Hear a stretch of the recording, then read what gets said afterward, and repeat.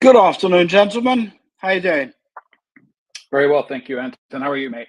Not too bad, not too bad. Thank you very much for joining us. Carl, can you hear us? There's a mic icon, bottom right. Yep. Perfect. Gotcha. So, ready to go live, gentlemen? Sure. Let's do this. Here we go. Good afternoon, good morning, good evening, wherever you are. Thank you very much for joining us. This is Startup Talent Q&A. It's our 138th session that we're doing on this. Our first one was on the 29th of March, 2021. Since then, we've had over 260,000, actually 270 now. It just reached 270,000 people that have been through these sessions since then. And the idea, it's quite simple. We're here to help startups with whatever questions you may have in terms of helping you get it right. What do you need to get right? Finding, keeping, hiring, and empowering the right people.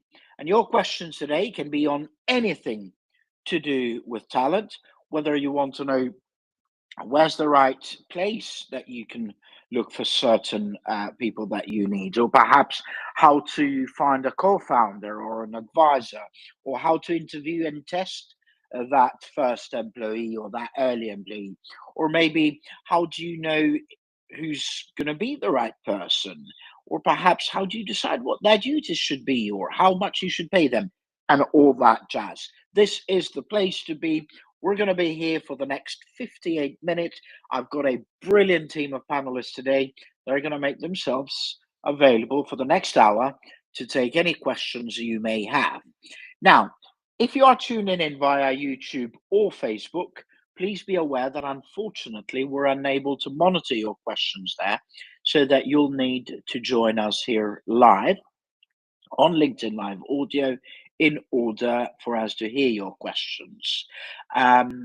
If, on the other hand, your questions are not on talent, please save them for the other events we run. So at the moment, we're running 4 per week. Mondays, as you can see, it's talent. And then Tuesdays, it's product and tech. Wednesdays, it's growth. And Thursdays, it's fundraising. And they're all from 12 to 1 p.m. UK time. And you can RSVP to any of our future sessions via StartUptoscaleup.club. If you go there, you'll be able to have a look at whichever session you want to join. I guess we can start with some quick introductions, and then we'll open it for questions. But perhaps just before we go on to the questions, maybe the panelists want to talk about their biggest do's and don'ts when it comes to early stage hiring. But let's start with some introductions. My name's Anton Kozł. I'm an Albanian in London working with startups, normally as a talent partner. I do some growth advisory. And also lately, I've been helping some angels and family offices with their due diligence and assessment. I guess we can go in the same way that they joined. So Jeff, Carl, and then Margaret, please. Great, thank you, Anton. My name is Jeff 𝗏𝗏. I'm the founder and leader at Big Bear Partners.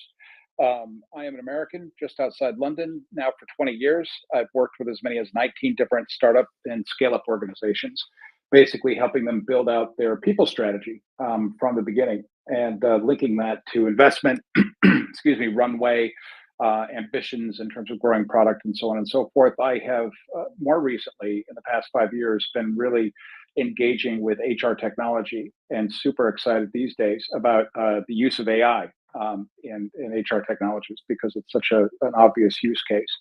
And so I'm working with intact HR teams in terms of embracing and adopting AI and learning basically how to accelerate accelerate their strategic importance as a result of using it. That's it.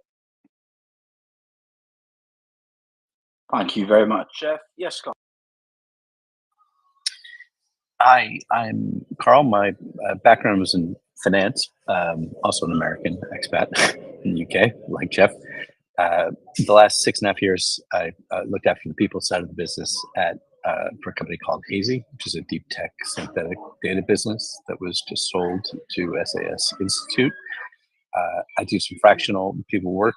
My kind of main focus is on an academy we train high-performing people who are low-performing and taking care of themselves, which is many of us, to improve that and improve our sustainable performance. Thank you, Carl. Margaret? Hi everyone, my name is 𝗦𝘁 𝗿𝗏. I've been working in the talent space for close to 20 years. During that time, I've recruited for tech companies of different sizes, both startups, series A, B, C, and D, and also large tech companies. And I've recruited across all different functions, engineering and all the different corporate positions, very internationally as well, in most countries in Europe, in Latin America, and in the US as well. Apart from that, I do interview coaching and training, and happy to help with anything related to hiring and interviewing.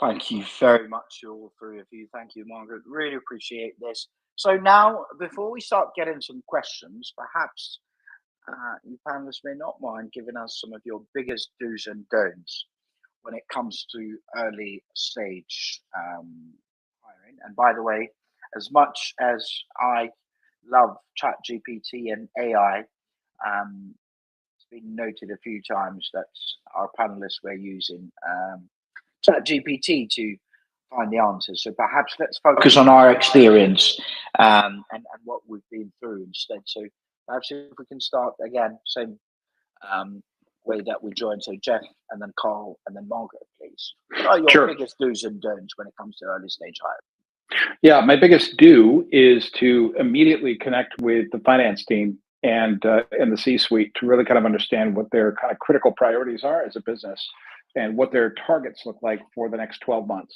and just keep it at 12 months and not go beyond. And basically my discussion, my thinking from an HR perspective is, look, it's not just about hiring, albeit early stage, that's super important.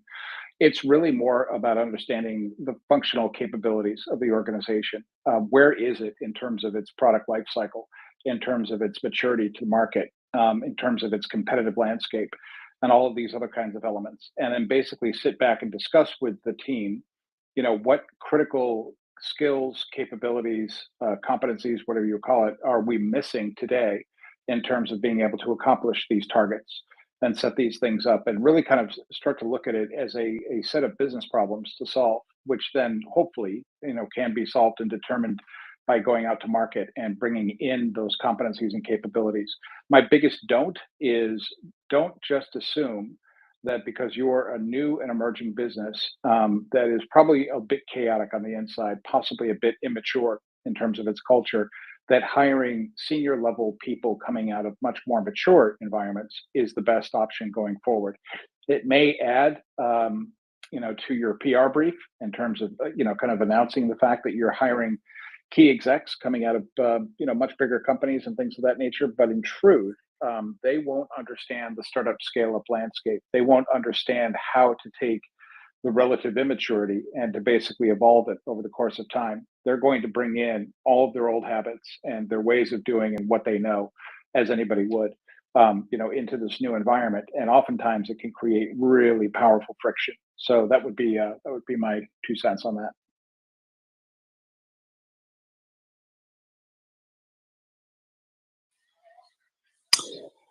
Hi. So in terms of do's and don'ts, there is apparently a Danish saying, which is, you got to put the fish on the table.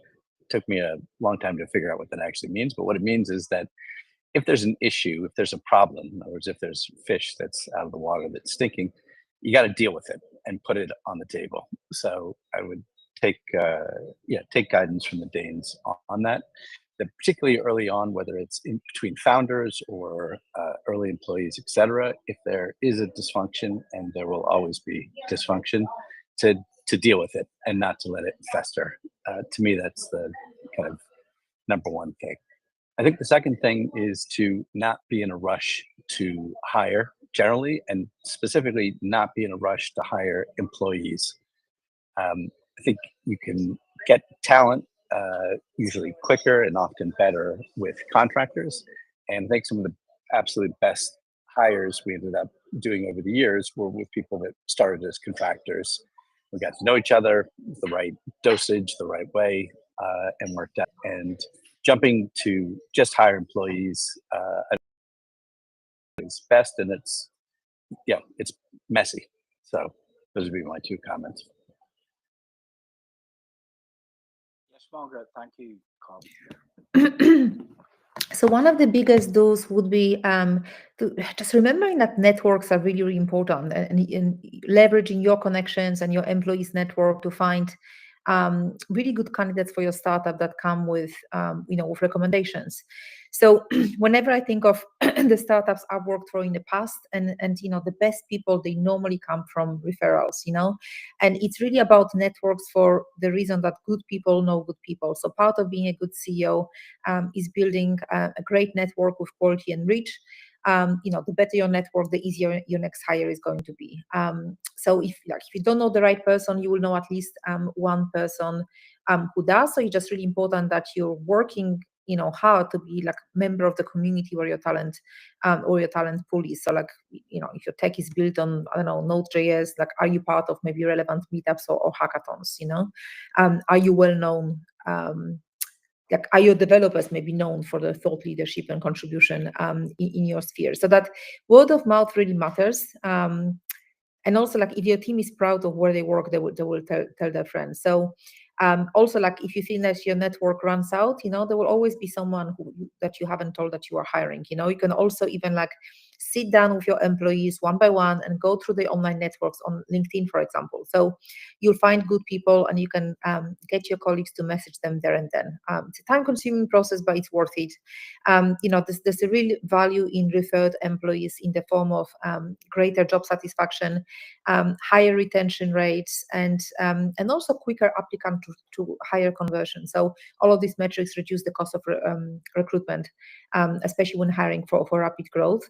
Another big deal would be just to really be very clear on the roles and responsibilities, because what I've seen a lot of the time is that you think you're looking for one thing, you interview 20 candidates, and then you kind of decide that you want something different. So you really want to get it very clear before you start recruiting, what are the specific skills that you need this person to have, and you want to mention that. You want to be very clear on the job description, because you can honestly waste months interviewing people and still not find the right person if you don't get clear on what exactly are you looking for, and what is it that you're looking for this person to accomplish. In terms of don'ts, I would just say, and that was kind of mentioned, but don't avoid rushing hires just because you want to fill the position quickly. I mean, on one hand, you don't want to have a process that's too long and too complicated, but at the same time, you don't want just to hire the first person that comes just because you need someone, because a poor hire can really cost not just time and money, but also morale, especially if it's a small team. And another one, I would just say, don't overpromise. Be very clear be honest about your company's stage, resources and challenges, because the right people will be attracted to that. Whereas if you mislead candidates, that can actually lead to dissatisfaction and high turnover. So just be honest about where you are. Thank you very much, Margaret. Emily, please introduce yourself and fire away with whatever do's and don'ts that are important to you. Thank you, Anton. Apologies for being late. My name is 𝗦𝘁𝗿. I am a founder and leadership coach and people strategist. I've been working in the startup and scale-up space for well over 20 years, with a background also in corporate HR. My top tip that the reason I was late, I was actually chatting with a founder.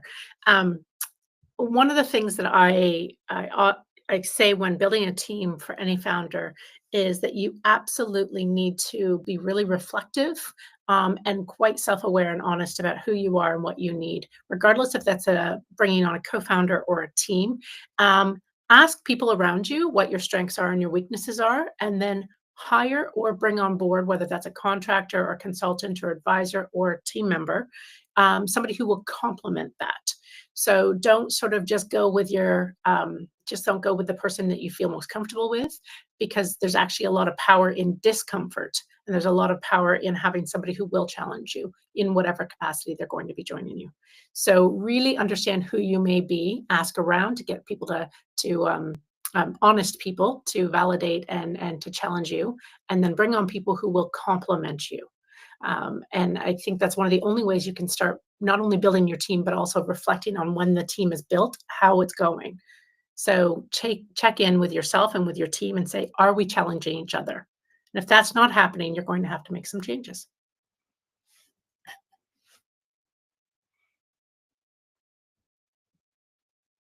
Well, thank you very much, Emily, and huge thanks to everyone else here. I guess a quick reset of the conversation before we start taking some questions.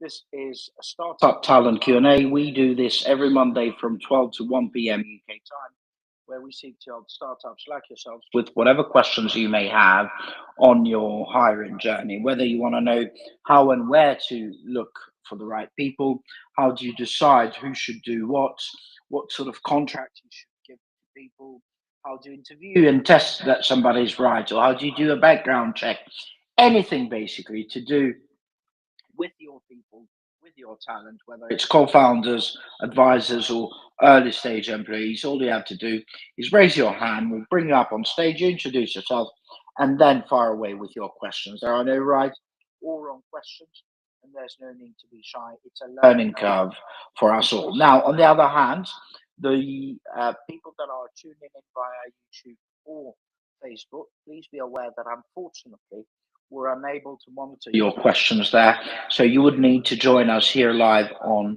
LinkedIn Live Audio. You can do that by either going to our website, startuptoscaleup.club, and there you'll be able to find today's session, which is Startup Talent Q&A 138, or you can just come onto LinkedIn and search for Startup to Scale Up Club.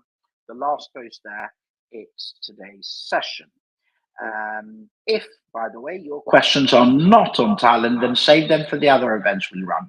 As you can see today, Monday it's talent, but then Tuesdays it's product and tech, Wednesdays it's growth, and Thursdays it's fundraising, and they're all from 12 to 1 p.m. UK time.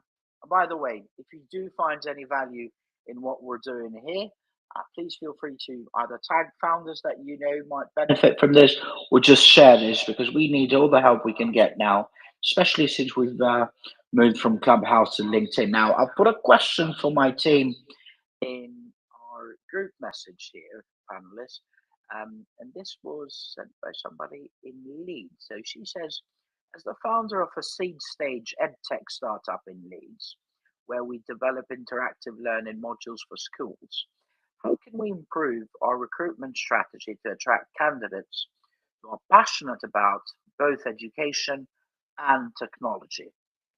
What steps can we take to retain them in a competitive market where top talent is hard to come by?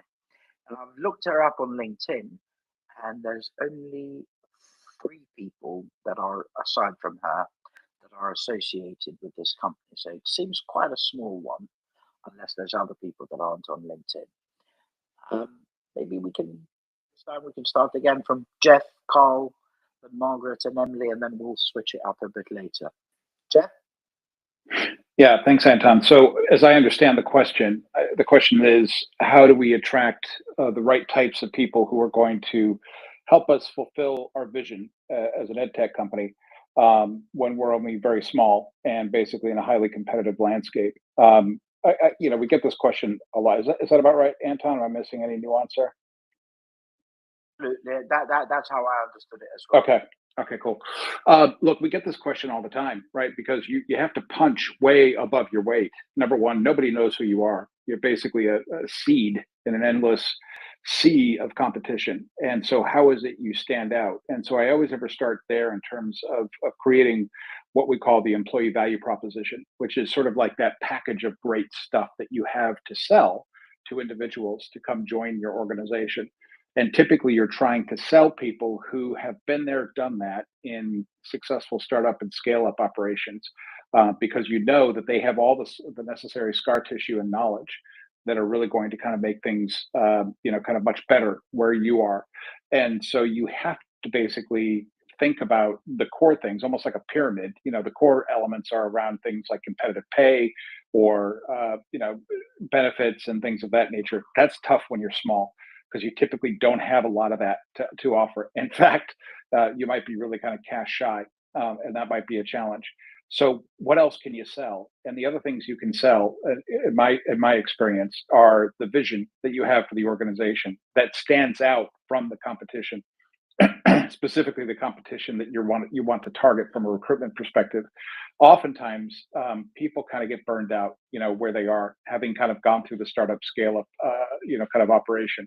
And they're looking for a place where they can be recognized for their contribution. They can get a stronger title and more responsibility and more accountability. They can grow and learn through inspired leadership, in terms of the founders that are trying to drive this forward. And they can have impact, an outsized impact, kind of going forward. And so that's oftentimes the stuff that will sell people who are of the startup scale up mentality. You're going to struggle, obviously, going to corporate environments where the competitive employee value propositions are much richer in terms of offering, because that's going to be a much harder challenge to convince them of. But I think once you have kind of outlined, this is who we are, here's why we're special, this is going to be a huge and powerfully unique experience for you. You should really think about joining us, because we are the future of EdTech. Is kind of the way to position it. That typically buys you about 30 seconds more on the phone with an individual. And that's when you have to then start to spell out, this is what's going to be really powerfully unique for you in particular, and why we think that you should talk to us further from a recruitment perspective. That would just be my quick 2 cents on that. Very much, Jeff. Yeah, hi. So a couple of things, I suppose. We've had staff in the past based in Leeds, and they loved being there. They valued being there. They felt it was a high quality of life. So I wouldn't totally dismiss that as being something that is going to be itself an impediment. I mean, there is a threshold issue of whether the roles you're looking to hire for lend themselves to a remote configuration or not. If they do, and you think they really do, then that's a mitigant to the sort of tougher market, because you have broader reach. Basically, I agree with everything that Jeff just said. I think just the one thing on top where I think you can kind of win by is transparency. Being super transparent about where you are in the journey, and not selling people on it, but treating people like equals, like partners, and bringing them along with sort of full disclosure of it. I think that's something that certainly I've seen in the past can be very effective. I mean, I just think it's the right thing to do generally, but can be particularly effective with people getting on board. And it is something also that I think can allow people to take on more risk, i.e. earlier stage, et cetera, and a more uncertainty if they feel that there's a very high level of transparency that goes with that. That's it for me. Thank you very much, Carl. Yes, Mark. Yeah, great advice from everyone here. Definitely agree with Jeff about creating employee value proposition. I think, like, what's your kind of, I guess you got like leverage, what's your position in EdTech, So I imagine there would be candidates who would want to work on that intersection of education and technology. So you would want to emphasize that that's exactly what they're going to be working on. And also, like, you would want to promote just what's your vision for the future of learning, like, will these key hires play a key role in shaping it? Presumably, yes. And I think that could be a good selling point. I would also look at building your online presence. So what kind of content can you create, in terms of videos, blog posts, carousels, just showing your team culture, the problems you're solving, and the impact on students and teachers. And there must be some, like, education communities on LinkedIn or Twitter or in the kind of industry forums. So I would definitely engage with those to position yourself as a thought leader. I mean, I've not hired for education ever, but I imagine that you might want to partner with some universities or any kind of like teacher training institutions or in Leeds or anywhere nearby, just to reach those education professionals who might be interested in transitioning to tech.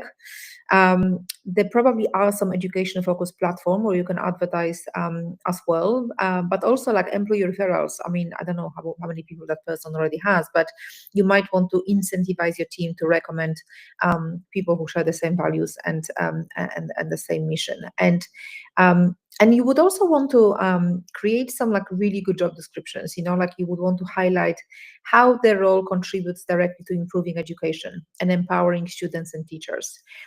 Is there an opportunity to experiment with new technologies or any kind of innovative educational approaches? Because I think that could be a really good selling point. And I also imagine that, you know, like we probably don't have enough money to pay maybe the market rates, but are there any career switchers that you can talk to? So can you potentially tailor these roles to educators who want to move into tech, you know, or I don't know, like technologies who want to apply their skills in those kind of educational challenges? So that potentially could be a good fit. And if you also can't match salaries of larger competitors, what other non-monetary benefits can you offer? You know, flexible working hours, remote options, potentially like bonuses or perks tied to different milestones, like improving learning outcomes or any kind of user engagement metrics. Thank you very much, Margaret. Emily. So I'm going to just add to what Jeff, Margaret, and Carl have already said, which is all great advice. I think one of the things I've seen with sort of a combination of sort of more traditional industry, meaning education, and then obviously technology, is that if you can find the people who have or are motivated by change.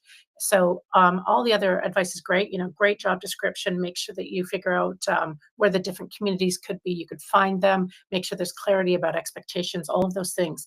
But I think one of the ways to source, if you will, is to find out where you can find people who may be motivated by change. In the UK, there's obviously a lot of changes and requests for changes happening in the education sector. So maybe there's people who are sort of advocating for that change already, who maybe they don't have a strong tech background specifically, but if you don't need them to code, they don't have to have a tech background. Maybe they just want to be motivated to do something new and to create that change. So I think find out in those communities who's doing cool stuff. Go to events, whether that is a kind of educators conference or find out who's writing articles and have those sort of informational conversations and reach out in those communities to see who may be looking for a change. You may not be able to give them a new title. You may not be able to give them even a new salary, but if you can find that motivational spark for them, I think that would be very powerful. But good luck. Thank you very much, Emily. And if I may add just one thing to, especially Emily's point there, when you are a startup, because I see a lot of all sorts of titles going around, if actually a title is what may push somebody to join you, guess what? You not being Goldman Sachs or somebody else is actually going to make all the difference in the world, because you can dish out and call people anything you want. So that's what it is. Go with it. Right, yeah. We now have 32 minutes to go after that brilliant answer from all four panelists. We can now take a few other questions. We're here to help startups with whatever challenges you may have in terms of finding, hiring, keeping, and empowering the right people. All you have to do is raise your hand. We'll bring you up on stage, introduce yourself, and then fire away with your questions. I hope you can hear me okay. I know I'm having some trouble with my headphones, and no matter what I try to do to fix it, it's still not quite doing it today. Nevertheless, I've sent another question to our team here. So this is from somebody in Glasgow. He's got a renewable or working on a renewable energy installation marketplace. He's raising Series A. He's been 14 years an electrical engineer. And he says his problem is managing different skill sets in one team. How do I integrate a team of engineers, salespeople, and marketeers when their work styles and expectations are so different? This was actually from somebody via Clubhouse that sent this So I guess we can maybe switch it a little bit. This time we can go with Carl, then Margaret, then Emily, then Jeff, Yeah, it's an interesting space. At least bizarrely working in that field, but it's hard to think of a company, any company, that doesn't have, between its technical people and its salespeople, people are just wired very differently. They're compensated differently, et cetera. So that's not something that you can make go away, and often actually works best by kind of leaning into the specific differences between them. So I think there's integrating them at one level, obviously, having OKRs or specific targets and metrics for each of the areas and for the company as a whole is a good way of doing that. But I actually wouldn't worry about trying to make square pegs into round holes in terms of the different ways that people are. I'd go with it and focus on integrating it at the kind of mission or at the broader company level, rather than kind of at the effectively like the divisional level. So yeah. Thank you, Carl. Margaret? Okay, so let's look at integrating a team, and we don't know how big that team is, right? I can't really tell because this was sent via email, and he just said, "I used to listen to you on Clubhouse." So. Okay. I mean, I think firstly, is there like a shared vision or mission for the company?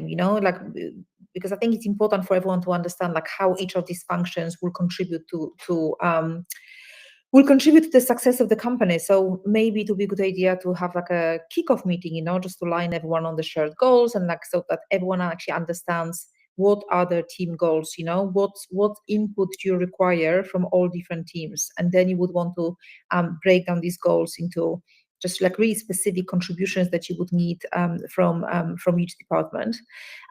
Also, what are the collaboration processes like? That needs to be very clear as well. So you would want to have processes for handling of tasks, like when marketing needs input from engineering for product specifications. So I mean, we use Trello at Mixmax, we use Notion, use Asana in different positions. So if you're not using any of these project management tools, I would definitely look at some of them, because they can definitely streamline communication and collaboration between the teams. And of course, for like any kind of remote or async communication, you would want to be using Slack channels or Microsoft Teams as well. But I think in terms of managing expectations and work styles, it's just really important that you are very clear on what is expected from each team in those collaborative projects, because that prevents confusion, that minimizes conflicts, and maybe just also like understanding that there will be different paces and workflows, I guess. So, like engineers may focus on long-term solutions, while sales, of course, will prioritize quick wins. So, yeah, like maybe the projects need to be structured in a way that accommodate these differences as well.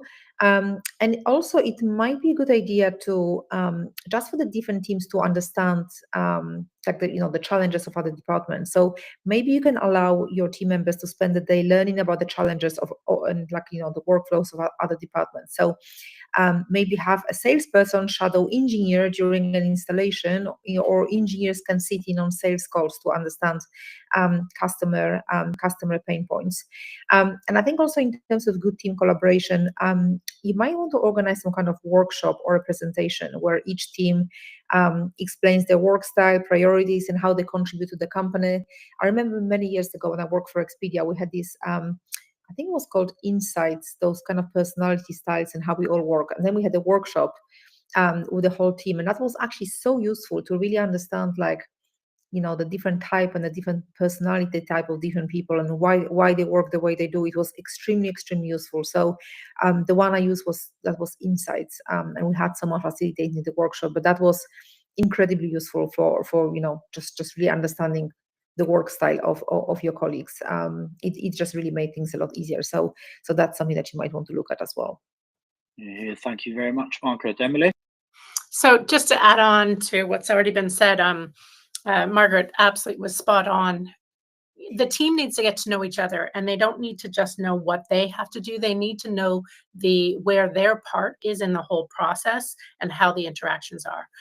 Obviously, this is something I do with teams, but one of the things I think is a very, very powerful activity is understanding the entire product and client or customer life cycle.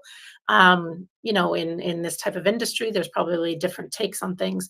Make sure that everybody understands the entire process, where their inputs and outputs are in that process, but do it as a group. Don't do it in a setting where it's like everybody sort of just fills in a spreadsheet or something like that. But if you able to have them all together, bring them in, literally whiteboard it out, write it all down so everybody sees who's interacting with whom at what point. Also, understanding everybody's stakeholders is very powerful too, as well as priorities. So if you've got salespeople who their priorities are ABC, and you know the product people don't quite understand that, then that needs to be sorted out.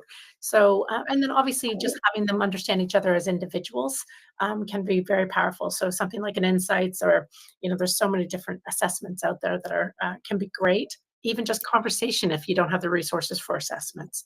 But the challenge I have with integrating teams that have different sort of responsibilities is if people find themselves busy and getting into silos, and they don't understand how other people's work influences or impacts them, then they're going to stay in those silos and they're going to create conflict. Thank you, Emily. Last but not least, Jeff, please. And the others, if you want to look at another question I sent in the messages. Cool. Yeah, look, everybody's contribution so far has been spot on. It's hard, this notion of integrating, you know, vastly different functions in an organization. One interesting thought I had, and there's been a bit of experimentation with this approach, this methodology, and I'm not a kind of advocating that people should just dump the traditional organizational model and leap instead into this kind of newer, more, I guess, kind of advanced methodology or approach. There's a notion out there called holacracy, HOL, ocracy, OCRACY. And I think you can find it at holacracy.org, simply enough. It's a really interesting concept. And the idea is similar to what Emily was just talking about and what other people have mentioned, is almost getting everybody from the different functions in a room and basically, you know, kind of reassigning their responsibilities temporarily whilst they're in this meeting, and basically get somebody to facilitate a discussion about, you know, what are we seeing in the organization? Where are we missing relative to our competition? What challenges do we have in terms of things like product maturity or pricing or customer acquisition or retention? You know, whatever those kind of typical business challenges are, and getting people to communicate and to kind of participate as a function that they're not necessarily used to. Getting an engineer to kind of act as the head of sales, getting basically somebody in customer service to act as a marketing person, and kind of just, you know, kind of shake it up a little bit. What's really interesting about that process is people, humans, are vastly intelligent, right? When it comes to these sorts of things, they have a lot of opinions and thoughts about the different functions in an organization, and instead, basically, of having individuals kind of sit in their silos, as Emily was mentioning, and basically act as if I own the silo, this is my territory, I must protect it at all costs, regardless of whether or not it's being effective. Instead, share the responsibility for all of these functions in the organization as if you're acting as one, like a single-celled organism, and basically start to get people, number one, to empathize with what it feels like to be the salesperson, what it feels like to be the engineer, what it feels like to be the product person, or whatever function. And it really stretches people's minds to say, I need to think differently about this organization. We operate as one, and the enemy is out there, not in here. So I don't want to worry, basically, about people trying to take my job or do my job better than I'm doing my job. I want new ideas. I want to basically be part of a generative process together, a collaborative process that gets us to become the best at whatever it is we want to do. So that would just be my 2 cents on that. It kind of turns the whole, you know, kind of typical organizational model on its head a bit, but it's fun. It's experimental, and it really does kind of like push people to stretch the boundaries of their thinking and to be more empathic about each other's challenges internally. Can I just add to that, Anton? Of course you can. So I thank you, Jeff. I had the absolute pleasure of working with a company who installed their own version of Holacracy a number of years ago, and that's an American company called 𝗬𝗲, and their CEO, 𝗦𝘁, who sadly is no longer with us, but he actually wrote a really great book about their experience with it. And it's obviously, he's coming from retail space, very, very different than this company that we're talking about now, but it takes it into a real life perspective. So Holacracy is all about getting out of your own way and basically making sure that you're very collaborative. That's one of the kind of nuts and bolts of it. But if anybody is interested in reading a book about a real life example of how Holacracy can work, again, they didn't do it truly purely. Take a look at the book is called Delivering Happiness by 𝗦𝘁. And it is a very good book and to show some examples of what's good and bad. Now, pure Holacracy is quite regimented. And I think it's definitely one of those things that would be very difficult for most companies to ever institute, especially if they're established in any way. But I think there's so many lessons that can be learned from that type of collaboration and that type of sort of almost like sprint project type work that really brings different functions together. So yeah, I mean, 𝗬𝗲 is a fantastic example of how bits of it can work really well. Thank you very much, Emily. And whilst Margaret is getting ready to start answering the question I put in the group chat, perhaps, Jeff, you wouldn't mind putting that link in the comments below the event. So if you click on the 3 dots, perfect. And Emily, would you mind finding that book on Amazon and copy and paste the link in the comments of the event, of our event comments? Is that all right? Can you Absolutely. hear me? Yep. Thank you very much. Right. Now, I've sent another question in the group chat. So we can start with Margaret, then Emily, then Jeff, then Carl, please. This is from a Mancunian, I'm assuming. He says, running a just raised. So I'm assuming he's just raised a Series A funding for a health tech startup in Manchester, where we develop telemedicine solutions for rural healthcare providers. We recently hired support staff in South Asia to address our client expansion in that region. Okay, well done. Managing payroll, benefits, and compliance across multiple countries is proving challenging with our current resources. What affordable tools or processes could help us handle the admin demands of a globally distributed team? Plus, how can we maintain a transparent communication regarding regional differences in benefits and expectations to avoid misunderstandings? Oh boy, all I can think is of Deal and perhaps some other competitors. Margaret? Like that one, yeah. Okay, so yeah, I mean, definitely Deal is definitely one of them. So I mean, I've been working for those distributed companies for the last 4 years, and exactly, there are tools for managing payroll and compliance that can really just streamline all this payroll and benefits, and compliance. So at Mixmax, we use Deal, D-E-E-L. So Deal is cost effective. I am pretty sure they offer those solutions for countries in South Asia. And basically they handle payroll, compliance, and benefits. Well, we actually don't have benefits, but you can have benefits as well for global teams. So the way it works is that you hire people as contractors. There are actually two options in general.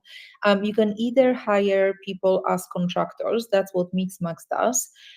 So we are all independent contractors. We have a contract with Mixmax, but then we also sign up with Deal with the name of our, company. So we get paid twice a month in US dollars, and then we need to handle our own taxes. There is another company very similar to Deal called remote.com. So I imagine this is very, very similar, very, very similar service. I will just look at prices. Deal seemed to have been it was cheaper for us. That's why we went for Deal. In my previous company at Typeform, we also used a company called Papaya Global. So again, they are great for handling payroll across multiple operations. And with all of these companies, you can have two options. You can either hire people as contractors, or if you hire, multiple people in one country, it might make sense to have this setup called EOR, Employee of Record. So then the person will be employed by the EOR, so they will be employed, say, by Papaya, and they would handle all of the taxes for them. So you would just need to check the prices because it's not cheap exactly. It's cheaper to hire people as contractors, but if you have, the rates might be different in Southeast Asia. And there's another company I've not used, but they're called Payoneer. But I've used Deal, I've used Papaya Global, and Remote is kind of, the same as Deal, I think. So also, you potentially also might want to look at any kind of local payroll service providers. That might be cheaper than using a global platform, and obviously these firms will understand the local compliance and handle that for you. So I would definitely look at Deal, Remote, and Papaya, but I would also research some kind of local payroll providers. And you might also hire even a part-time HR consultant who's you just make sure that they are experiencing the international payroll and compliance, so they can also help you set up different processes. In terms of payments, so Deal is kind of done automatically, but I know there are, I also use Wise for different things. So you might want to use Wise for business for any kind of affordable international transfers. But if you use Deal or Remote, they should be able to handle all of that for you. One thing that's actually really important to understand is is this contractor versus employee classification. So you want to ensure that the workers are correctly classified to avoid legal risks. So for contractors, you would want to focus on service agreements that comply with those local laws. But Deal and Remote, they will definitely be able to provide you country-specific legal insights. But you don't want to be fined for hiring contractors when really they should be employees of the company, which will be the EOR setup, the employee of record setup.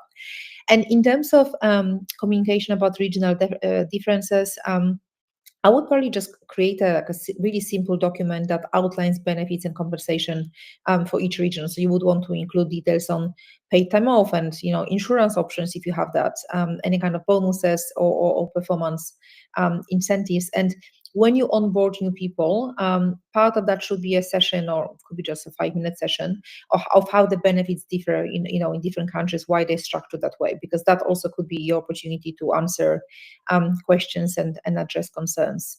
So was there anything else in that answer? No, I think that's pretty much it. Thank you very much for that. Great. I mean, let me just double check, but yeah, no, that's it. The tools and the comms basically. Yeah. Emily, any thoughts on this? I think Margaret covered it really lovely. I've a number of different clients who've used different EOR tools with great success. Again, it's an investment, but to get the right, you need to cover yourself legally and contractually. So I think it's definitely worth the investment. In terms of comms and such, I'm a big fan of understanding how people work in different environments, especially when you're talking about not just cultural differences, but communication or language differences.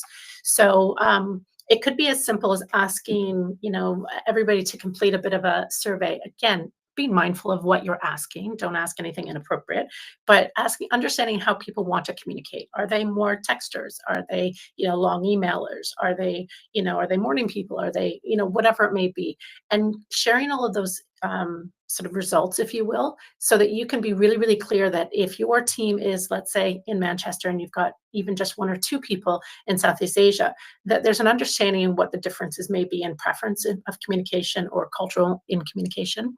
That awareness done really well can just open up that connection point, especially when we're communicating much nicer than if we just make assumptions. So I'm a big fan of asking those questions and inviting people to their comfort to answer them, and then sharing the results so that people can really understand how others want to best communicate. Thank you very much, Emily. Jeff? Yeah, great. Thanks very much. Yeah, Margaret really kind of beautifully covered off all the things I would mention. I would just note, I just got done working with a client who operates in, I think, as many as 30 different countries, all throughout Europe, Eastern Europe, Southeast Asia, all sorts. And and basically they were doing it without an employer of record, which is really, really difficult. And interestingly, they basically opted to hire far more consultants so they could have a lot more flexibility in terms of employment rules, in terms of pension payments and salaries and things of that nature, than just hiring consultants and paying them on a day rate or a monthly rate or whatever the case. That was their option. Having said that, that can create in and of itself a lot of challenge in terms of, kind of maintaining stability in your workforce, maintaining IP connectivity, internal knowledge transfer, things of that nature. Because when contractors basically skip and take off, they oftentimes don't, kind of like do a massive handover, and they don't typically document things whilst they're there. So I would say that, look, employers of record are powerful. You really have to do a cost benefit analysis on this. It can be expensive when you start hiring people. It could be as much as £200, possibly £300 or euros a month, basically, to maintain all the administration that is typically involved in looking after people. Having said that, to Margaret's point, to get caught out and busted by local countries basically saying you're hiring wrong, you're not adhering to employment law as required, and basically you're not, you're treating consultants like employees or employees like consultants or whatever the case, you can get yourself into a lot of administrative hot water, not to mention tracking on a month-by-month basis your payroll challenges and payments and costs and regulatory requirements and things of that nature, not to mention tax reporting and all that, is a nightmare. And so the cost benefit analysis in terms of using an employer of record clearly points to the fact that if you have one of those systems, you get everything on one spreadsheet. You basically can manage that capability much better. Additionally, in terms of looking at the different capabilities of the employers of record options out there, like Deal, like Oyster, like Papaya, like remote.com, look for, and I point to Deal in particular because they've just gone through 2 acquisitions of companies that are additively improving, if you will, the remote management and global experience. And one, in terms of what Deal has done, is they went and bought a company called 𝗏𝗏y, HOFY, which basically is the entire supply chain and procurement chain for IT equipment and home office equipment and peripherals and all sorts of things. Really, really nifty, capability. So, trying to mail laptops to new hires who are coming on board and just deal with the equipment, looking after the equipment and repairs in between, and then exit processes and all sorts. It's a nightmare. So that's what Deal is doing in terms of bringing that capability on board. Additionally, they also bought a company called Zavvy, ZAVVY or ZAVVY, which is a really nifty, kind of, I guess, skills-based ownership, or skills-based organization approach to managing performance and managing promotion capabilities over the course of time, as well as employee development, and linking all of those things together.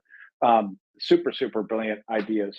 Deal, I think, is definitely forward-leaning in terms of all that stuff. But the other tools, I think, would do a great job too. Sorry, rambled on there. No worries. Thank you very much for that. And yes, 𝗏𝗏y, that is a sweet procurement business to have, man. Thank you, Jeff. Carl, any thoughts on this?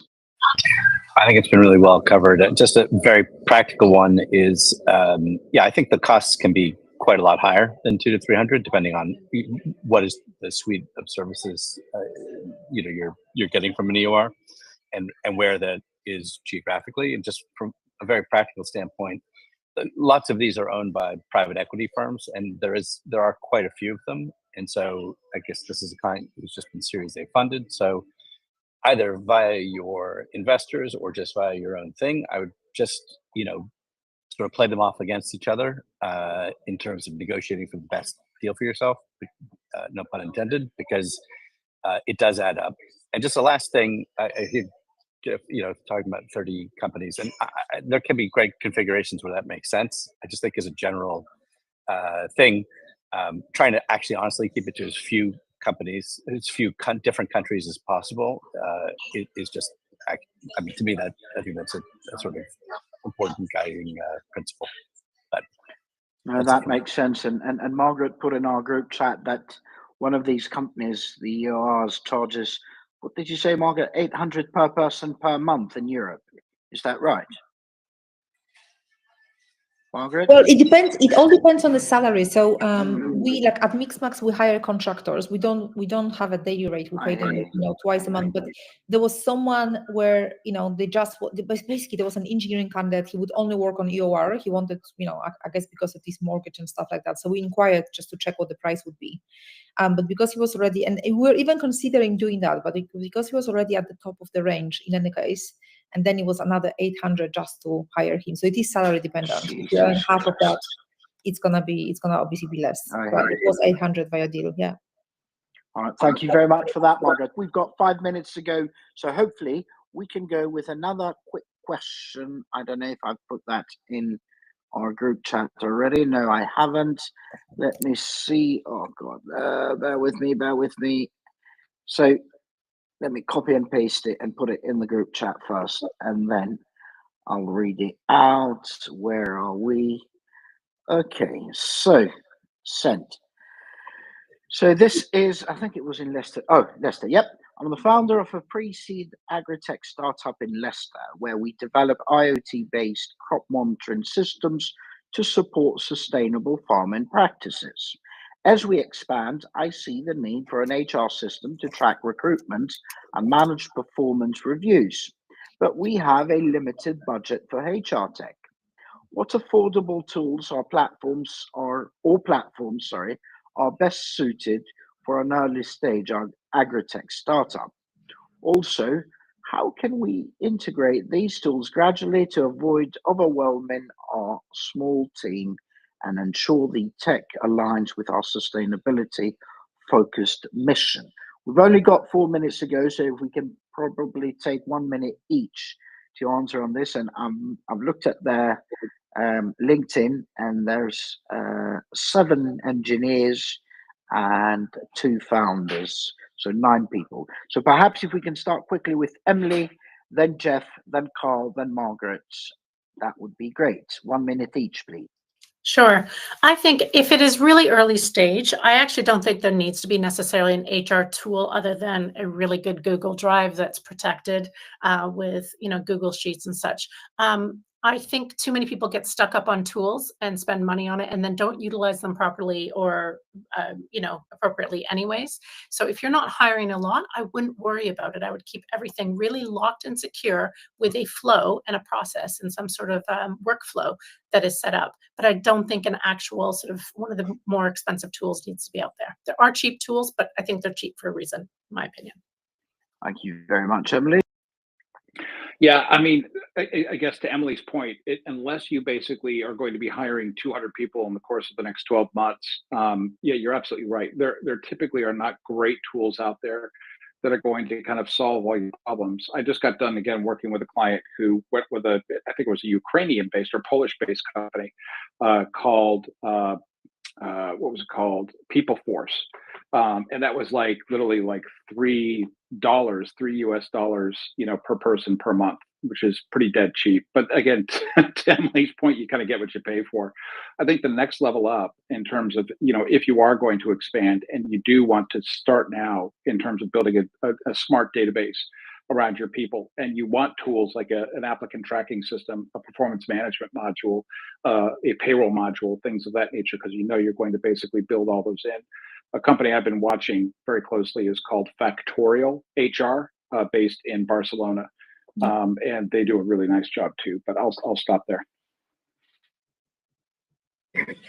Yeah, I agree with that, Emily in particular. I think it's actually better to do it yourself if you can. I think you learn a lot more actually doing it yourself and keeping things together.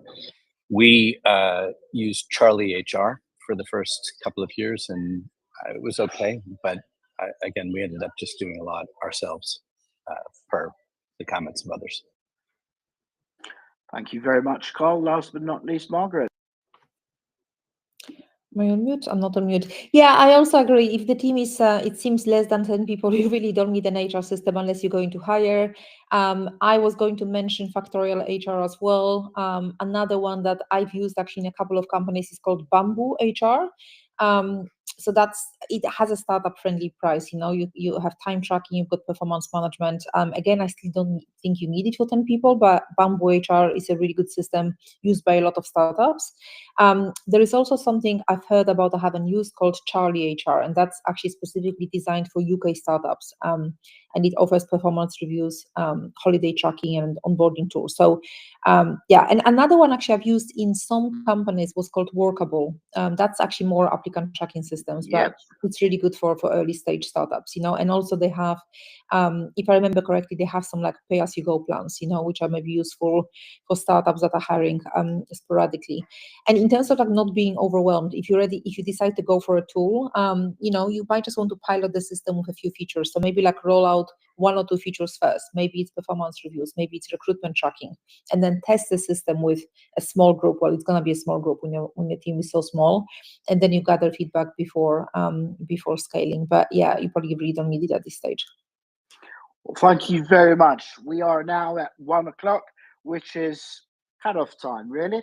So I'm hugely grateful to my brilliant panelists today for all the gems that they dropped. Also thankful to everyone that tuned in. Would have been nicer if the questions were from people that joined us live rather than just send them in. Nevertheless, thank you very much to all of you. I know we are 1 minute past the line. If anybody wants to add any parting words, please feel free to do so now. If not, I can always wrap it up. Jeff, Carl, Margaret? I'm good. Yeah, I'm good as well. All good. Good stuff. Well, thank you very much to all of you. Then this has been Startup Talent Q&A, our 138th session.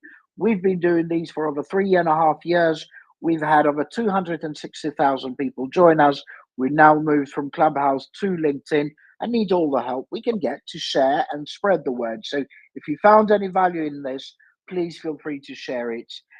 We run 4 regular rooms per week: Mondays talent, Tuesdays product and tech, Wednesdays growth, and Thursdays fundraising. They're all from 12 to 1 p.m. UK time, and you can RSVP to any future session via our site, StartUptoscaleup.club. For those of you that tuned in via YouTube or Facebook, next time, please feel free to join us live here on LinkedIn Live Audio, because via YouTube or Facebook, we can't monitor your questions there. And also, when we come back in the new year, by the way, just a reminder, we're also planning to add 2 more sessions, one on finances and one on legal. So huge thanks, Ed, again. Have a great day and see you tomorrow for Startup Product and Tech Q&A. Bye-bye for now.